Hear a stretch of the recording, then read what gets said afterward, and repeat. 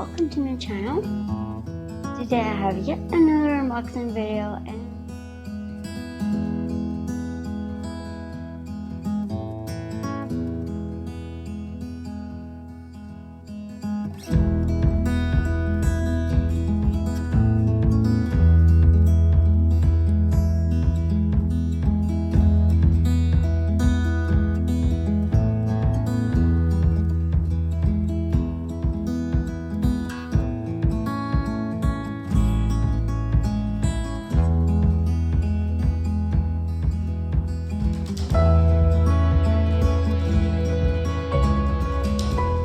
today I have yet another unboxing video, and yes, I keep telling to myself that I won't be getting any more plants because it's getting colder. The temperatures have been lower than 10 degrees Celsius at night, but I've been telling myself I won't be getting any more plants and I'll wait for spring so that I can take care of them correctly. But when I find some Planticorn wishlist plants, I just can't resist. So we have another unboxing, and this time I came prepared. It's really late at night and I got back home from work, and I might look tired and I might sound tired, but never mind me, just take a look at these beautiful plants. And the title may have already given you a clue. So let's open this.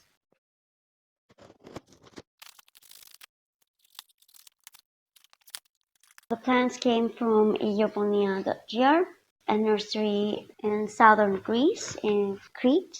Some of you may already know the island. It's pretty famous. It's also one of the warmest areas of Greece. I can see the plants.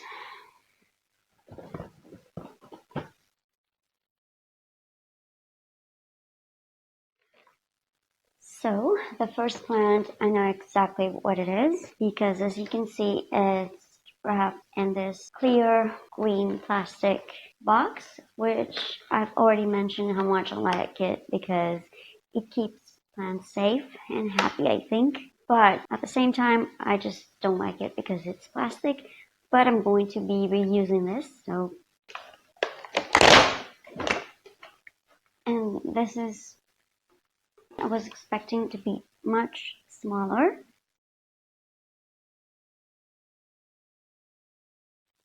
It will need a bath, but it's pretty stunning, and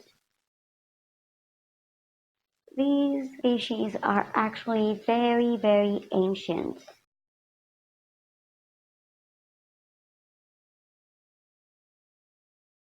So this is a Puya venusta, and it looks pretty healthy. And it might not look like much right now, but this plant has some stunning flowers. But what's more interesting to me is its history and how unique this is. I think it's an endangered species as well. BOOOYAH venusta belongs to the Bromeliaceae family, and it's actually a terrestrial bromeliad, which unfortunately makes it a monocarpic, which means it will die after it blooms, but it will have produced quite a few offsprings or offset before it does that, and it's actually a very slow growing plant. And it can tolerate minus 8 to 10 degrees Celsius or 17 degrees Fahrenheit, which makes it really hardy for a succulent-like plant or bromeliad. It is native to Chile. Some of the Puya plants are in fact protocarnivorous plants, which means that due to the lack of nutrients in the soil, a few small animals get trapped and entangled in their spine. They would die and decompose, providing the plants with the nutrients that they needed. So, wow. And yes, the spines are a bit ouch. Yeah, it needs full sun, really dry soil, especially during the winter or as the temperatures drop. The soil must be very, very well draining. So dry and arid conditions resemble those of its natural habitat, so these are preferred. You should let the soil dry out completely. You can water this plant once a month during winter and once per week during spring and summer. It doesn't need much fertilizing, maybe only a couple of times during spring when it's actually active, and it's going dormant in winter, so don't water this plant. So the flower spike can be really huge. In fact, this plant can be really huge, but it's slow growing and it might take decades to grow and even more decades to actually produce a flower. And then it will die, unfortunately. So this was the first plant. As for the etymology, Puya is actually the Mapuche word for pointed, which makes total sense. And Venusta is a female form of the word Venustus in Latin, which means beautiful, handsome, probably referring to Venus. I haven't seen that anywhere, but it is my guess, since Venus was the goddess of beauty and the equivalent of Aphrodite in ancient Greek mythology. And the word Venustus might actually be Proto-Italic, which means it's even older than Latin. And it probably was Venustus, or something like that. But yeah, it's a really ancient word. Now, the next plant, again, I can see what it is. And let's open it. Oh, it's even more interesting than I thought it would be.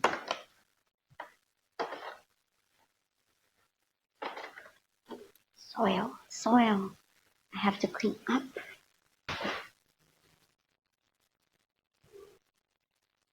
Okay.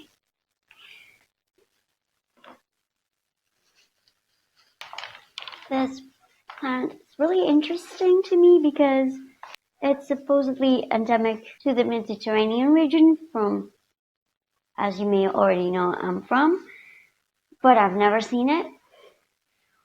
I guess I wasn't paying that much attention, or I don't know. But this belongs to the Araceae family, and it shares some of the most common characteristics of the aroids, the more common aroids we all love and know. And I can take the plastic bag off of it. It smells a bit moldy, but I just think it needs some air. Obviously, Puya and this one are going outdoors, so I don't worry so much about letting them dry out. So this little cutie is Arum vulgare.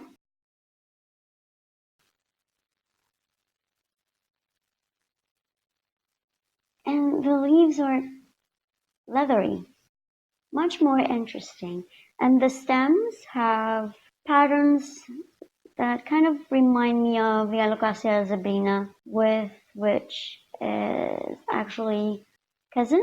They belong to the same family, so pretty cool. And it has a lot of new growth. It's a tiny plant, but it has a lot of new growth and it looks really healthy. So Arisarum vulgare is, as I've already mentioned, endemic to the Mediterranean region, and it's hardy in zones 7 to 9. It doesn't really tolerate very warm conditions. It grows as a ground cover in forests and wastelands all around the Mediterranean region, not just Greece, even to the east of Caucasus Mountains. And it can tolerate light frost. It's a herbaceous perennial evergreen. It might lose some of its leaves during the summer. It's actually a rhizomatous plant, which means it grows from tubers. So it doesn't get really tall. It only gets about 10 to 30 centimeters, 4 to 12 inches tall, but it can spread through rhizomes, and it doesn't like the heat. It prefers partial shade to full shade, and it likes being moist. As you can see, it has the heart-shaped leaves some of the other aroids have. And unlike most plants, it blooms from October to May. It's a winter blooming plant. I guess this is way too small to bloom for me this year, but hopefully next year. And I have the perfect spot for it in the balcony, which is the northern one, and it has some really shady spots. Like most aroids, it is toxic because the tissues contain calcium oxalate. So if you actually eat it, you might feel as if you swallowed an entire jar of needles. I don't know, I haven't tried it, and I'm not intending to. And just like some of the most common aroids, this plant has blooms that are covered in spadix, and they're pretty unique and stunning. I can never get enough of those flowers, even if most of my aroids haven't bloomed. The flowers are followed by greenish berries, but as we already discussed, don't eat them. As for the etymology, let's start with a specific epithet, which is pretty straightforward, as vulgare, which means common in Latin. As for Arisarum, it's supposedly ancient Greek, even though it doesn't really sound to me as such. But obviously, Arum, from which the word comes, and the whole family of Arums comes from the verb ero, which means to lift or to pick up. It just doesn't make sense, but I need to do some more research on this. I'm not convinced, and the only explanation I found regarding Arisarum was that it means hooded arum.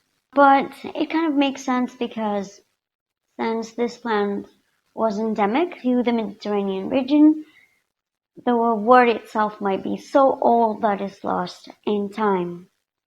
So I got two really old plants. I love that. Do you like that? So it looks as if the box was actually a double-decker box. So we have another unboxing. It's like Christmas. Wait, it's almost Christmas. And you might be anxious thinking, where are the Hoyas? They're here, hopefully. I got my receipts and my seeds, which are Hibiscus trionum. I'm not going to be doing a nerdy info for this one just yet. I want to plant them, and as soon as they start growing, I'll let you know. But I later found out that this is actually an annual plant, so I have to keep in mind to collect seeds each year. But this is a great start, I think.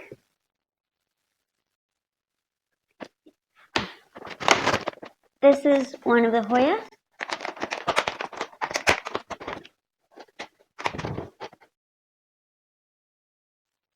So yeah, the leaves don't look really healthy, the top two. Maybe it's from the trip. Always checking for bugs. But it has new growth coming over here. So I had never heard of this variety before. This is Hoya lagensis, but since I love Hoya plants so much, I thought I should get it just because I found it. I kept complaining about not being able to find any Hoyas, and suddenly I have so many Hoyas. I mean, nothing really rare, but I don't care. The leaves are not exactly thick, and I couldn't find much information regarding this one. I will open the other one as well.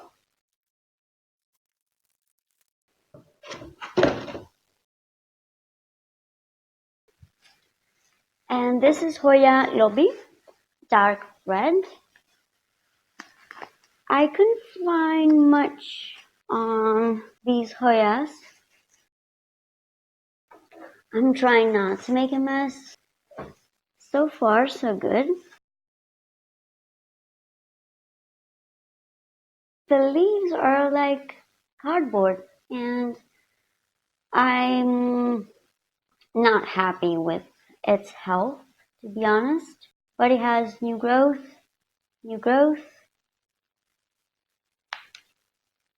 Could this be an edema? Maybe? It looks like a water edema. I hope it is. It's getting sprayed. I'm going to be treating this anyways. So these are my two new Hoyas. They both belong to the Apocynaceae family, which literally means away dog in ancient Greek. They are hardy in zones 10A to 11B. Both of these plants are epiphytic. I was able to find more information on the lobby. So Hoya lobby was first found and described in 1863 in Northeast Asia. It is native to Thailand. It's a non-twining Hoya, which means it will need the support of a trellis, or you can leave it hanging.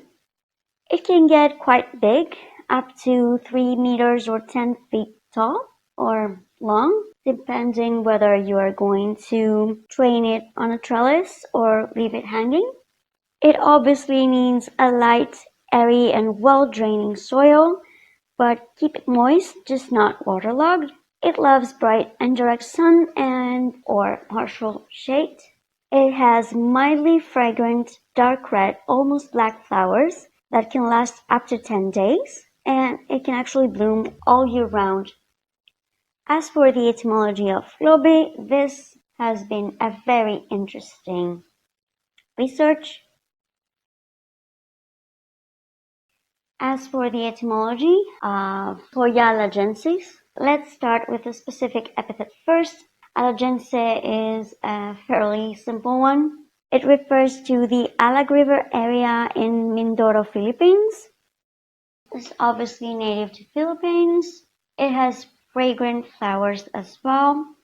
Hoya lagensis is also known as Halkyonensis, obviously. So maybe this is why I haven't been able to gather as much information as I would like. So I was unable to find any more information, but being Hoya, we all know what Hoyas like pretty much, and I'm just going to try and see. I am going to be spraying this with soda and water, and I might add some copper as well because I'm not so sure. I'm always freaked out by bugs, and I'm always checking like, ugh. As for the Hoya etymology, the entire genus was named by Robert Brown in honor of Thomas Hoy, an English botanist and gardener. But not both. I couldn't find any information regarding Thomas Hoy, unfortunately. So Thomas Hoy was born around 1750. He was an English gardener, botanist, and horticulturist, and he was famous for being the gardener of the Duke of Northumberland in Middlesex for more than 40 years.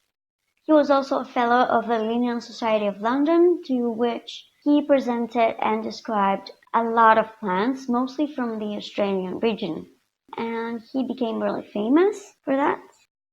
He died in 1822. The Hoya genus was actually named by a Scottish botanist, naturalist, and explorer, Mr. Robert Brown. I could find more information regarding Mr. Brown. That was a Puritan song, right? and he had a very interesting story. Robert Brown was born in 1773 and he made huge contributions to the botany while being an explorer mostly of Australia, which was an unknown continent at the time. I was actually planning on doing a separate video regarding Mr. Brown because his life was really interesting and I'd like to do a more in-depth video about him. Same goes for the specific epithet Globy. Globy is in honor of another English botanist and explorer from Cornwall, Thomas Loeb. Again, he had such an interesting story along with his brother William Loeb, who was also an explorer and amateur botanist, that I'm thinking about doing a separate video on those three people because I would like to have more details. So this was my hole. I also have my seeds over here.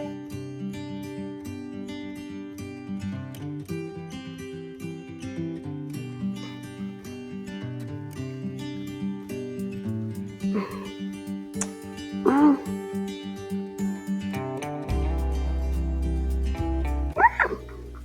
It's attacking me.